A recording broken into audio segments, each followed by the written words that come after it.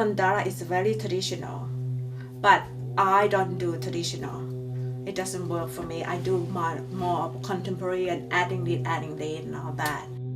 Tibetan mandala and India mandala. But I decided to put them together.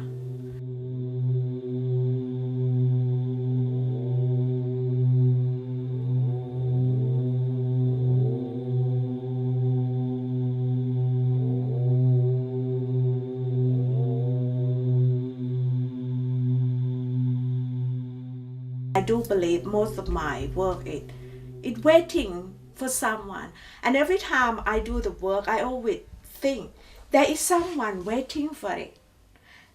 So far, have been right.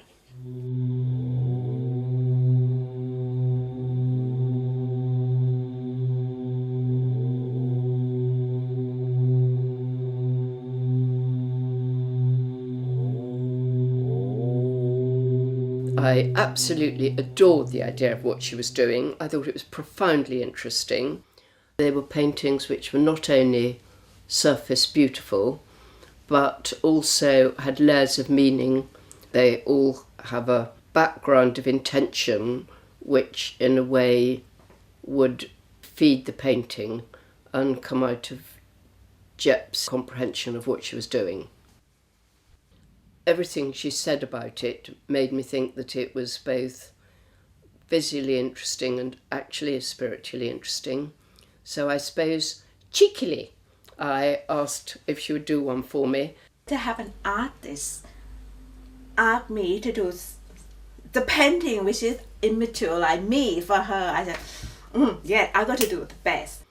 I've always loved dragons because they come from folklore, magic, cultures. You almost believe that they were, or you don't believe they were, and there's something which is both very, very beautiful, but I like their background of mystery. She said she want 2 dragons. I'm like, 2 dragons? That got to be very hard. 2 dragons. I have no dragons story a bit because they're from China. They're very famous, everyone know that. And there are 2 forms of dragons, which is, one is a common one, which is you can notice by they have 4 claws. I decided to do 5 claws for her. Mostly the king and the emperor, they will have that. You cannot just have 2 dragons. It's not good element. And then I do more research about Chinese mythology and all of that. And I said, okay, I decided to put a crown because dragon need to live up the sky. And these 2 dragons, I decided to have 2 colors. One is red, which is warm. And red is always being good luck for you. And one is green. Green is the healing thing and calm and wealthy as well. I do more research. I need to find a good element to go with it. If you have 2 dragons and if you put bats in combination, that it's even better. And that would be very difficult because from the circle form, no square, no direction. Now it comes like you have to think about how it's balanced. Because to put 3 things inside the square and the big circle in the center, it's a bit hard. I decided to use a blue background, which is, it represents the sky, and I got a small symbol of the sky go around to keep the dragon safe inside, and 3 bats go along the not exactly corner, but just there. Then when I finished all of this, okay, the dragon eye, it's just not right. I have to make them look 3D, more lively, not flat. Okay, and then I realized, oh, okay, crystal. And I went to the shop to buy crystal. And then I pick, I look through, it's just so lucky. I got enough. I got 4 good size for the dragon eye and 6 good size for the bat. And this is the last processing now. And then I stick the crystal eye on it. Oh my God, the dragon is sparking. And that is, I'm so pleased. And I have to say, this is the one of the best of work I have done.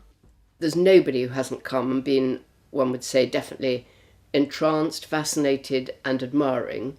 And I think the most potent and wonderful reaction was from one of my grandsons, who stood on the stairs for over a quarter of an hour and just stood there saying, "This is mesmerising."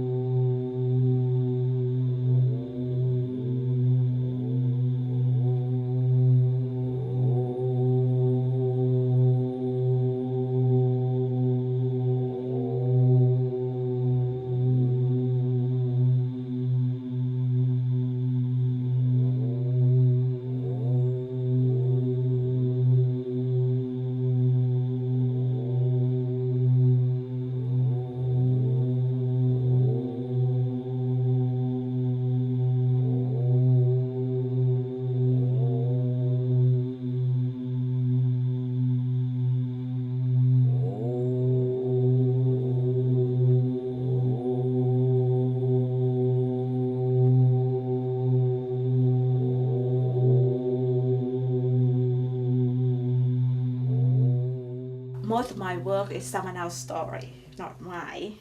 So far, one day I will do a pen for my story, but I don't know yet.